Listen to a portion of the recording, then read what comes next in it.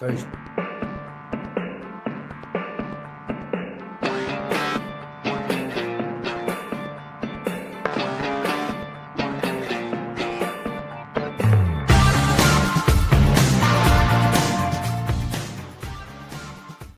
Now, usually I don't do my podcast in the middle of the day, but there's always going to be exceptions to a rule when you're dealing with time zones and you want to get a certain artist on here, because here it's around lunchtime on the Jersey Shore. Over there in Cornwall, is that the home, Crispian, where you live in these days? It is the home of the pasty. 5 o'clock in the afternoon. Exactly. So you're tuning up for maybe dinner at some point in the next hour or so. The gentleman you are seeing here, fronting the band Kula Shaker, who have done 7 albums, have had a great run of songs that were in the UK top 15 for about a 4-year period, have a new song out. He's also been a filmmaker. Yeah, he's done some work with a guy you may recognize named Simon Pegg, which does not suck. And I'm happy to have Crispian Mills here. Thank you for taking the time and coming on, my friend. My pleasure. My pleasure. Yeah, nice to virtually meet you. Yeah, nice to virtually meet you as well. We're coming up on a big anniversary for you with the band, because this is sort of the prelim of the celebration of your debut album, K, which came out almost 30 years ago. I know it's crazy. I can't get my head around it. It's all abstract. Yes, the heady days of late 90s Britpop, of which we were a contributing factor. Must apologize for that. It was 30 years ago. 30 years. It was, and it was another world. And as you grow older, you're kind of always looking around with you just to check, how has the world changed, and is it and there is a point where you suddenly look back and you realize that it's unrecognizable. I would agree with that. And I mean, and it's interesting when you look at perspective, because when you were forming the band, you were late teens, early 20s, forming this band, and probably not knowing at some point there's like, oh, hey, we're going to get an album out. We're going to really make this thing happen. Then you fast forward and see all the things that have happened and changed personally, professionally around you. I mean, do you sit back and maybe look back and say, could we have done the album that we did 30 years ago today? Yeah, that's an interesting question. There's something to be said for when you press record. Mm-hmm. You're not just getting the music. You're getting a snapshot of people and where they're at in their life, and the energy that they put into that music is, it's a force that you feel. So. When people re-record their stuff, to get around the man, who owns, I know obviously Taylor Swift is a famous example. It's not such a big deal for her, I guess, if it's not a huge amount of time between. But for somebody like Alice Cooper, who went back to re-record his whole catalog and re-sang School's Out, and every note is exactly the same. They played it, exactly the same, had the same producer and the same parts. It's still not going to be the same effect when you listen to it, because it's a moment in time, and it's some magic that you capture in a room. So it's very well said. And when you look back on the magic that you were capturing, and it's interesting because you're kind of apologizing for that Britpop movement. Don't you ever apologize for that, first off. But second of all, when you look at where Kula Shaker was, even in comparison to some of the bands, the Stone Roses and such, from that era, you definitely carved out your own niche. And I don't know if that was intentional. It was just sort of, you talk about magic, the magic that you were creating in the studio, and what came out of it. And you look at, Tatfa being the breakout song that it was, and came into the United States, goes top 10 at alternative radio, and you've established an identity here in the States as well as over there. But for me, who was doing radio at that point in the alternative format, that song was so different, I thought, and it stood out so much from everything else that was coming out. Did you guys feel that you had something there that was like, you know what, this is different? Even though it may not have been our intention, but it was like, we really have created something very different. I think you become excited about new music when Yeah. you create it, and that one, well, a lot of songs have stories behind them, and the story behind Tapper was that this ancient aphorism, this sort of condensed wisdom, Ajinta Veda Veda Tapper, that was explained to me by somebody as sort of reconciling all these opposite points of view in terms of why are we here, what is God, what is reality, is it, all of these opposing views, even like atheism and people, as opposed to monotheism or paganism, all these added. Like, wow, that's really beautiful. And I met somebody else like a week later, and they said, "Oh, Ajinta Beta Beta Tattva." It's I'd never heard it before. All of a sudden, I had 2 or 3 people that all said it to me in the course of a week. So Coincidence is I took interesting. it as a sign, Yeah, and, of course. and I started singing it one day in the rehearsal, and a lot of musicians, they do remember the moment that a piece of music came to them that was that had a big impact on their life. And I do remember the time we played Tapper, the first time I started messing around with that guitar riff and the chant. And I remember where I was in the room and what everyone was doing at that moment. I have kind of a snapshot, which is, and I'm very happy to be able to access that memory. I haven't deleted the file by accident. Yeah. Nor should you, my friend. But it's understandable that if you're living life in the present, sometimes you don't think about it. But then all of a sudden, something in the back of your mind goes, I do remember all this. This all starts coming back to you. And it's not a bad Yes, thing to kind of look back and, kind of embrace it. I still say you always, as an artist, you're always trying to move forward and always trying to do the yeah, new, which we're going to get into the new song. But it's also nice to kind of look back because it is sort of a milestone within the band to kind of go, hey, we've been doing this for 30 damn years. Oh my God. Would we have thought we'd be here 30 years later? Who knows? yeah. I mean, sometimes there's a smell. The olfactory senses. You smell something, it takes you back to a moment in time. Like freshly cut grass, or I won't go into unsavory odors. But yeah, the music, can work like that, can't it? Can work like is a very deep, penetrating sense, and so the music, I can take you back. Do venues sometimes do that for you when you go back on the road and you go to a venue you've been to maybe years before and suddenly something just clicks in there where you go, oh, I remember what happened when we were here last time, or one of the times before there was like a memory that you kind of just forgot about, and then all of a sudden you're at the venue and boom, it hits you like a ton of bricks. Yes, it's the smell of beer and piss. Always take you back. It's a standard smell at a lot of rock clubs. Come on now. Yeah. But on this last tour, we were just touring with a band from the 90s, originally called Ocean Color Scene.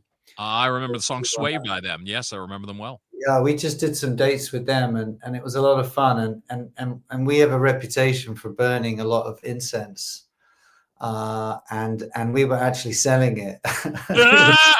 We were selling incense, and they the whole band just like got addicted. They were buying it, like they were buying like mega boxes of this stuff.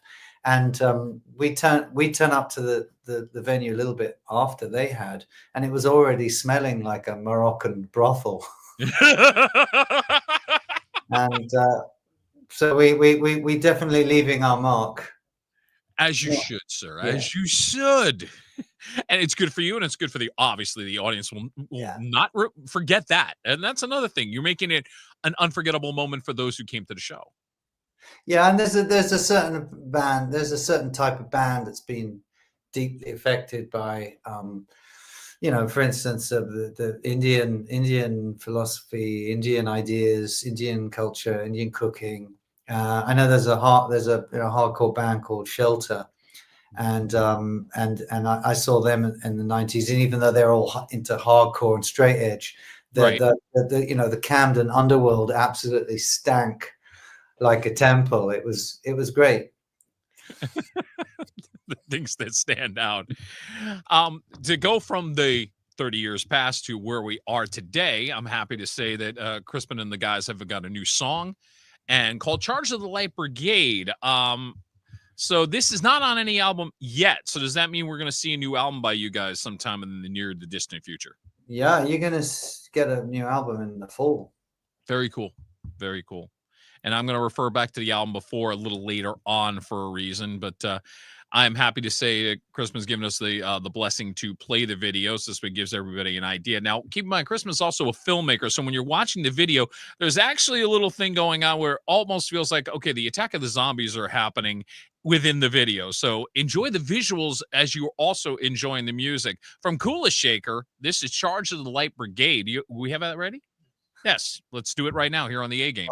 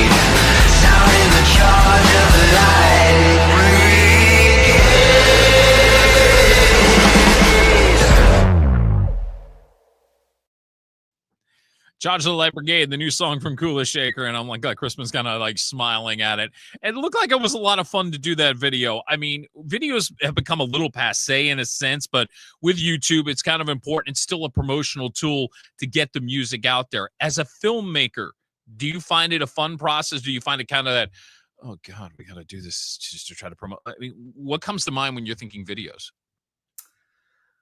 Well, it's very easy nowadays as a musician putting out music. It's very easy to just kind of just fall into despair because it seems like you create all this content, and it just kind of disappears into into the ether, into the internet, but that it's harder to get a sense of what people's experiences are, and so you have to you have to just be directly in touch with the fans and read the comments and track it like that, and then it's really rewarding. But it was a lot of fun to go and shoot that. We that's a graveyard opposite where we rehearse. Oh, so cool. we would rehearse in the room, and we were mucking around in there. And that graveyard is in a movie called The Omen. Oh yeah, I know the yeah. Omen. Oh my God, the original Dick Donner, who of the Goonies and Superman fame. Dick Donner himself. He that was like the movie that wasn't it that the one that really put him on the map. And that churchyard is where the old priest, the old Irish priest, he gets lanced. So we were in there, and it's got a lot of atmosphere. It's wild. It looked like it was fun. That's why I had to ask if you thought it was a tedious process, because you're also somebody who's by the way, Crispian's done a couple of films. For those in the United States who are watching this, a couple of the films that he's done. In the UK, probably more well known, but he's worked with a guy named Simon Pegg, who still in one of my all-time favorite films, Shaun of the Dead. Oh, hail Shaun of the Dead. Great freaking film. Love it to death. But you got to work with him at first in 2012. A fantastic Fear of Everything. Where's that photo? Give me that photo number 5, if you would. Great shot of Simon from the movie. Which it's an interesting plot line. Obviously, he has a fear of laundromats, for those who have never seen the film. But when you think about it, phobias and fears are not rational. So if you're going to play to the irrational, why not play to the irrational of the irrational, so to speak? And what made you create a film like? Obviously, I got to ask, what do you have fears or phobias that kind of went, you know what, maybe I can put this pen to paper and create this? Yeah, it was based on a short story by Bruce Robinson, who wrote a very, very important comedy that changed a lot of people's lives, called With Mel and I. And so it was just a short story about a guy he needs to go and wash some pants, and he can't face the outside world, basically. And I developed the script and took it to Simon, and you get a great part and a great actor. You don't have to do much. You just get out of the way and make sure that the camera's in the right place and you can see what's going on. But I've worked with him a couple of times. He's fantastic. Lots of fun. And the second movie we did together, he was a supporting role in that film, and it was really the kids that were the stars, because it was set in an English boarding school. And he would just, we need this little cameo here. I'll just call Margot Robbie and just see what she's up to. And she just call Margot Robbie for right. Hey, send her my best. And I was going to bring that up. Slaughterhouse Rules, you get this incredible cast. And like you said, I'm just going to call it Margot Robbie. No, right, these days, she did Barbie, made about $1 billion. That's all. Sure, just call Margot Robbie. Like, it was not. I mean, obviously, this is pre-Barbie, but not only her. You get, hello, Mr. Frost Nixon, Michael Sheen. I mean, you get him on top of it. I'm like, how do you approach a guy who's been so well known in drama, between the Queen, and there's a great photo of the two of you on the shoot.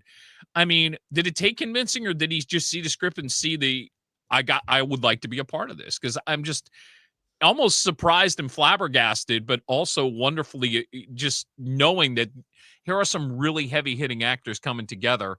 And it was great. Yeah. Well, it was I think they like the story. It was about a very privileged English public school that ends up having a kind of a fracking company come in, and the frackers release drill too far, too deep, too hard, soon, and release all these monsters come and eat everybody, eat all the posh kids and eat all the masters. I think then everybody sort of connected with it. And I had actually spent a couple of years in a posh school, and had not had a happy time there. And I got to go back to Right. that school, Oh wow. essentially trash it. So I got a bit of therapy in as well. Hey, look, man, you didn't have to pay a therapist for it. You made money off it. There you go. Yeah, It's even better. for And sure. I was going to bring up about private school because your upbringing. I mean, I'll start with this. Your mom is a living legend in the world of Disney.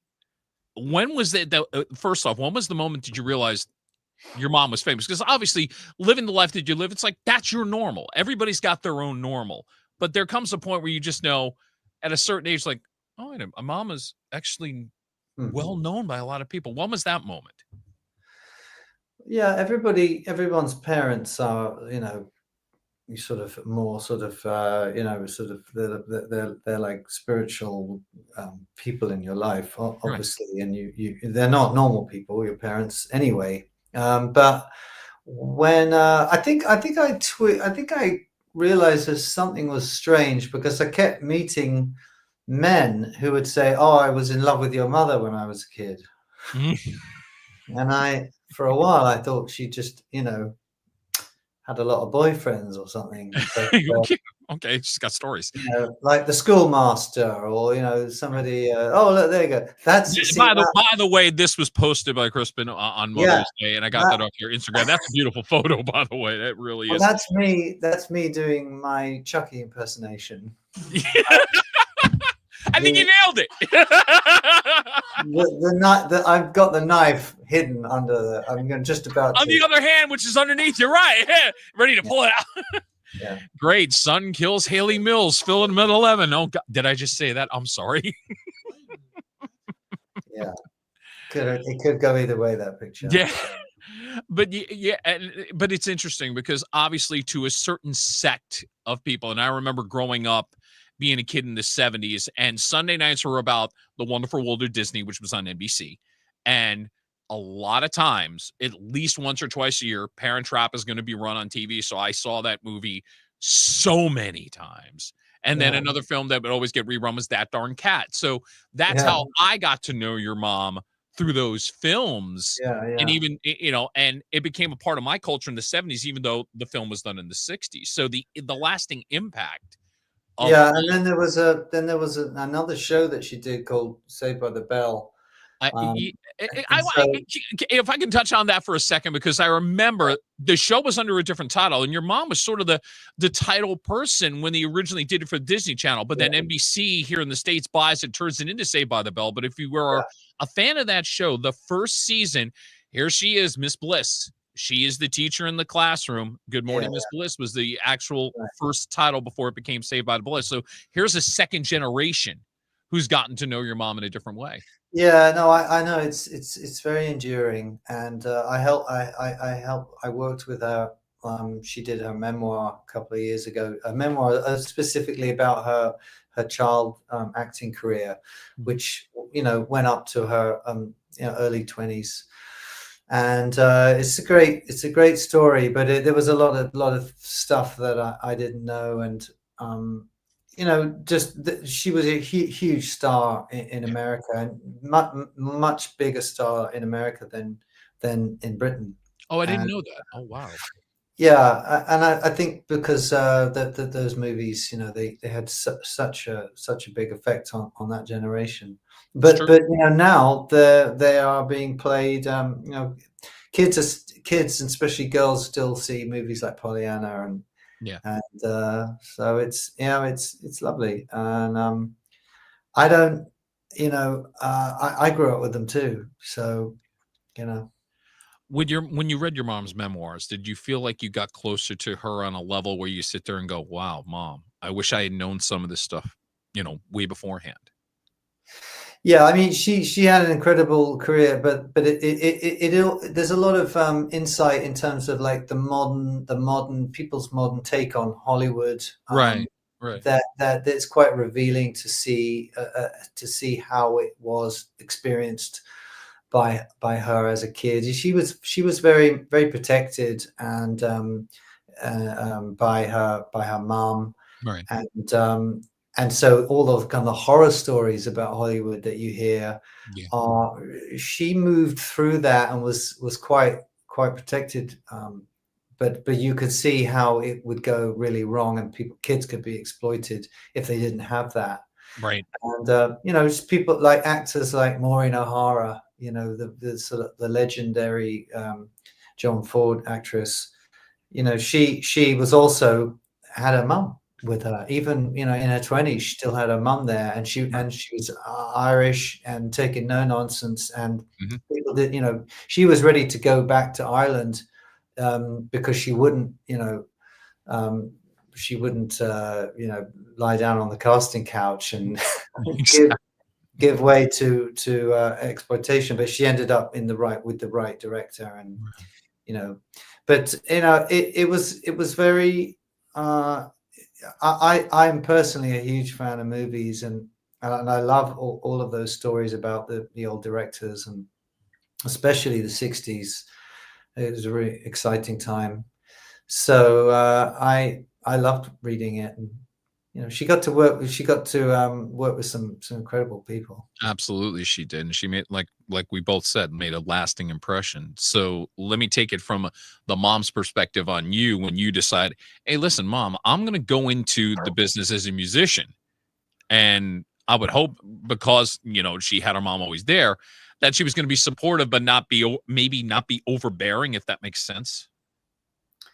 Well, my mum was very conscious of all the luck that she had and being in the right place at the right time. And a lot of musicians that I've spoken to, successful musicians, I'd say the most of them will all say the same thing as well, that, ultimately you just got to get lucky. You need the right mix of people, and you need to meet them at the right time, and you need the right piece of music at the right time. And there's that kind of symmetry. You can't plan it, but you got to be ready for when the opportunity comes. Actually, to defend your point, you made a great quote earlier this month. You did this in Guardian. I want to read this, and it's referring to one of the songs going back to your first album. It was the perfect, miraculous convergence of sublime and ridiculous, and that is what pop music should be. It's a great quote because it just defends what you just said. A little bit of luck, a little bit of magic, and then boom, here you go. You got your moment. Sure, and pop music has always been able to contain all types of elements, of all types of music, all Right. types of genres, and ideas as well. You can smuggle in all kinds of crazy ideas in pop music. It's a great, that just the fact that it can be 2.5-3 minutes long, and you can say, all you need is love, or war pigs. There's, and again, it's interesting. Two very interesting ends of the spectrum you just did between war pigs and all you need is love. Great combination there. All right, Crispian is freezed up, and we will talk real quick about. He's coming back, so I will stall for time as he comes back. New album will be out in the fall. We have Crispian Mills here on the A Game. While he takes the phone call, I will set up our next segment, which is random Sorry shots. about that. Sorry. That's okay. I'm setting this up. You can take a minute. This is me stalking his social medias. I got about 4 or 5 questions that I could ask of him that have something to do with stuff that I learned about him through being basically a stalker on his Instagram account. So with that in mind, I'm going to start with this because I love the album title you did in 2022. First Congregational Church of Free Love and Free Hugs, which I'd like to become a member of, by the way. When it comes to album titles that you've done, that you've seen from other bands, does one stand out? Because that's a great album title. I wouldn't even know what the album was about. I'd want to listen to the album just based on the title. Yes, it's the First Congregational Church of Eternal Love. Congregational Church. Free Hug. Yes, no, we wanted to come up with something that nobody could remember, apart from the fact that they couldn't remember it. You succeeded. Yes, That's it. No one could remember it. So we had to perfect it to the point where no one could get it right. And I think we And I did. proved it. There you go. And that's the thing. I pay attention to album titles. I think it says a lot about the artist when they come up with something. I mean, do you find that with other artists when you look at some of the album titles and you go, okay, you just called it album 5. That's really creative. Yeah. I mean, we were talking about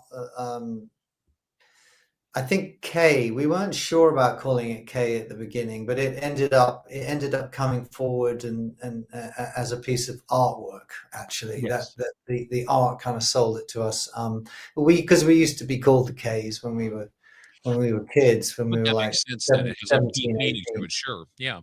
Yeah, it had meaning for us. So, and everything is magical. Everything has a magical aspect to it. And it's not like it's everything is connected to the divine. So it doesn't matter whether it's a letter or a number or a car number plate. There's always the presence of God somewhere. I know. I believe that. I believe that 1000% that there is a presence somewhere. I agree with you on that. Random shots with Crispin Mills. Okay. I got to bring up a Simon Pegg thing, and hopefully you'll have some fun with this with me. In the Yeah. classic film Shaun of the Dead, there is this scene where all of a sudden they find out to get rid of the zombies, you either have to kill the brain or cut off the head. And all of a sudden they start going through the record collection and start throwing records at the head that included throwing the Batman soundtrack, Dire Straits, and Sade. Now, based on your record collection, past and present, you're in that same position. What's the album you're throwing at the zombies to cut off their head? Oh my God. I think I've chucked out all my really bad records. I haven't chucked them at zombies. I don't want to say anything horrible. I don't want to say. Fair enough. I've got duplicate. I've got 2 records of a Lawrence of Arabia soundtrack from. So you can afford to get rid of one. There you go. One, yeah. I can Maurice Jarre. Goodbye. Thanks for playing along on that one. I appreciate it. No, that was a great scene. It was. That's the scene that always stands out in my mind when I watch that movie.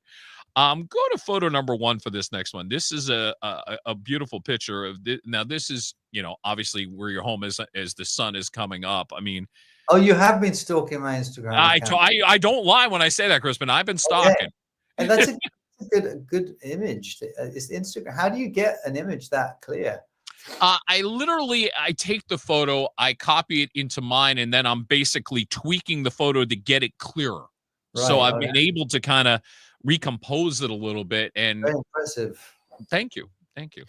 It sets up my next question. Obviously, being where you are in Cornwall, the nearest football team to you would be Plymouth Argyle in the Champions League. But yet, you had a song that came out a couple of years ago called Waves, which mentions Manchester.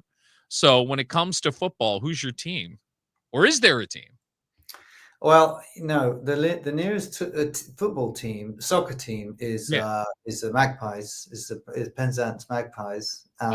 And then there's the Penzance Pirates. Obviously, they're the rugby team.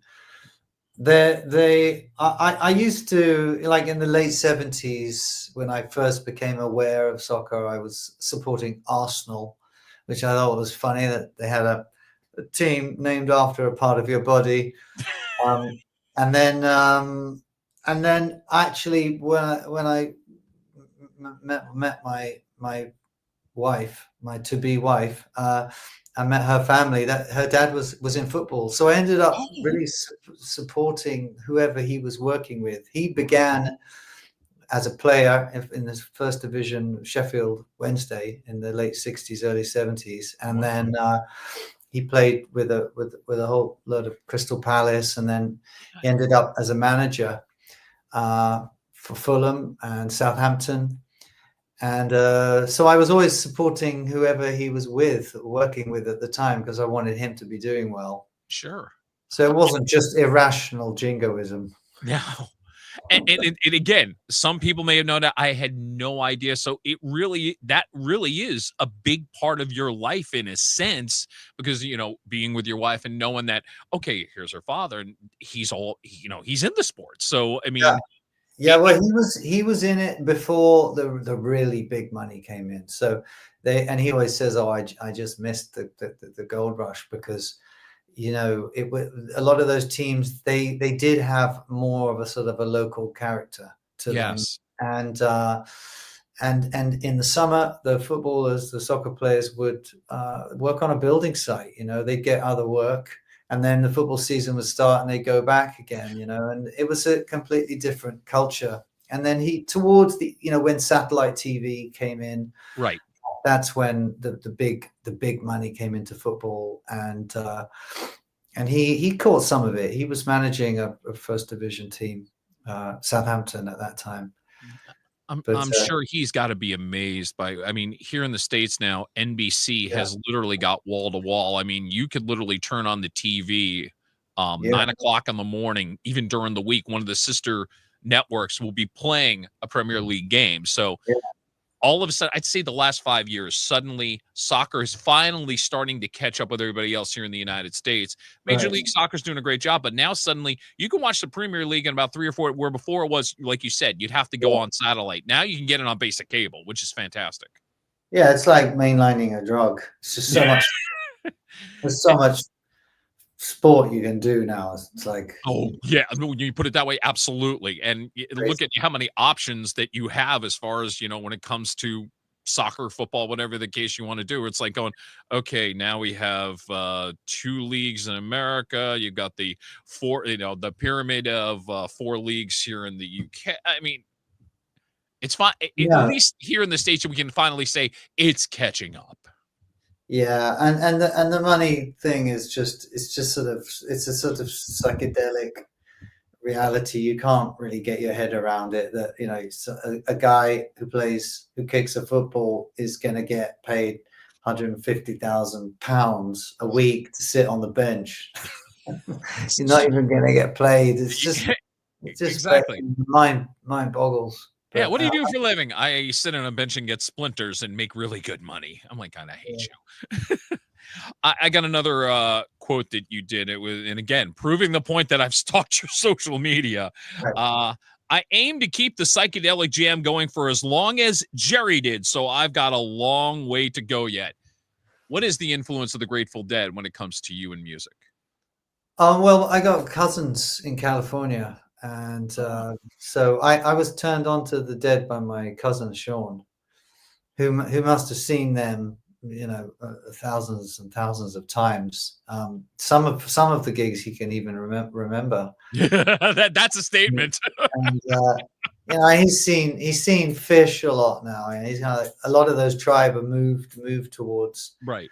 Fish, but my introduction was through him. And we what the main thing that struck me about the band was that they were more than the band. They were more than the music. They represented a kind of a lifestyle, and I loved that. And in a way, we've always aspired to somehow follow in that tradition, where a band is just more than the music. Even they're more than the individual, certainly, and you embody something else. And so all the things that we're really into, we've always put into our music. And when you look back into like around 1996, when you guys were starting to break, there was a tour that was going on around the United States called the Horde Tour, which had a lot of those neo-dead bands that were touring together.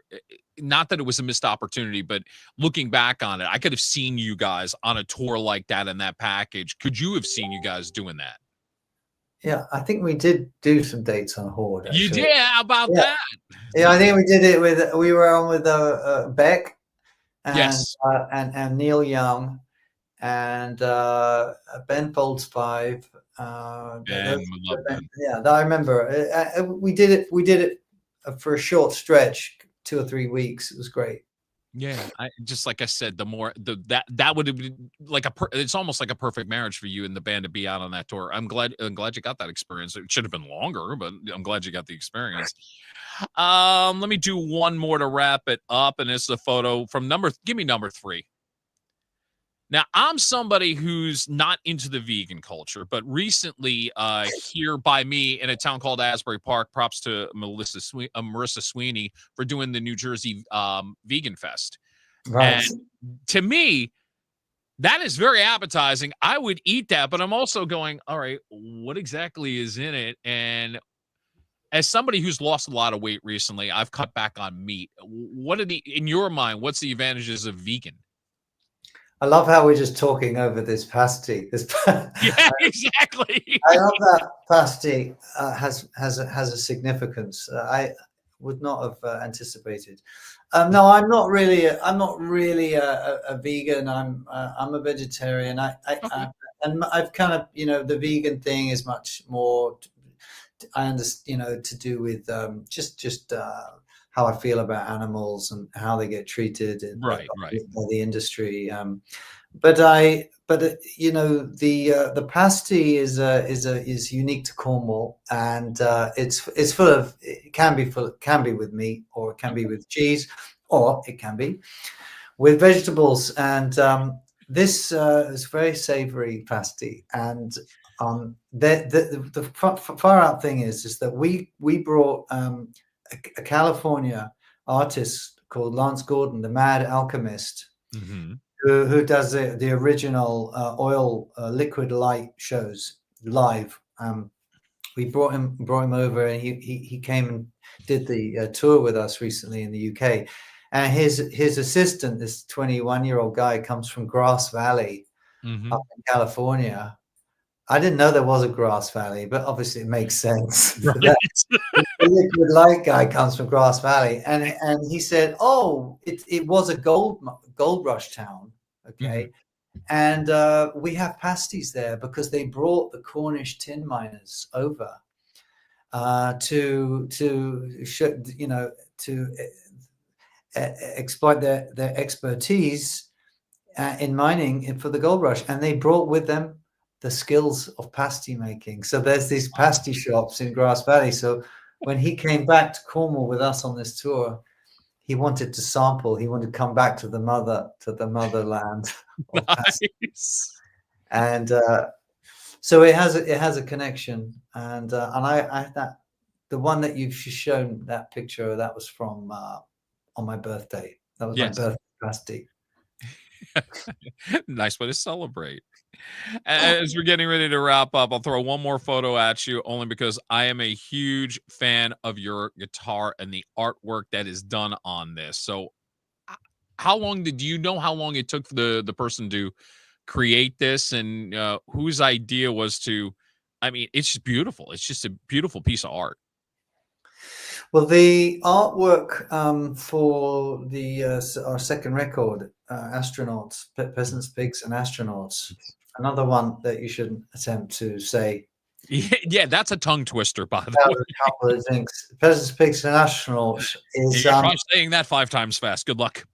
yes, exactly. And he the guy who did all our artwork for that and our single called Sound of Drums around that time, called Dan the Artist Man. He did it all by hand, and he did 2 guitars for me that Fender had given me, and I don't know how long he took. I think Mhm. he took 3 or 4 weeks on it, Right. but it's a one-off, and I treat that guitar like shit. And I feel really bad because it's I throw it around, and it's it's out there on the front line, bayonets fixed. It was not originally built for the studio. It was built for gigging, hard gigging, Sure. and it's been gig. I really should retire it, but it is the best sounding of all those guitars. Very loud. Hey, look, if it works for you, you gotta keep using it. I understand that completely. But that is something at least we get to see when Kulashika goes out on tour again. Now, I know you're doing dates in your home country. What about the United States? When are you coming back? We're coming back soon. I think we'll be back in the US. I'd say like in the fall Look for forward sure. to it. Yeah, Yeah. watch this space. I think it's going to get announced. Oh, we'll Soon. I definitely mean, get. I've seen some dates. I'm waiting for them to be confirmed, and it'll be announced soon. And I'll make sure to pass that on too. And I know who to hit up for tickets because I want to thank Ray Roldan, who's been doing some publicity for you guys here in the United States for So where are you? Where are you? Where is this New coming from? Jersey, Jersey Shore. So I'm less than an hour from New York City. But I Right. would say, let's see, the Stone Pony in Asbury Park might be a place you might want to consider playing.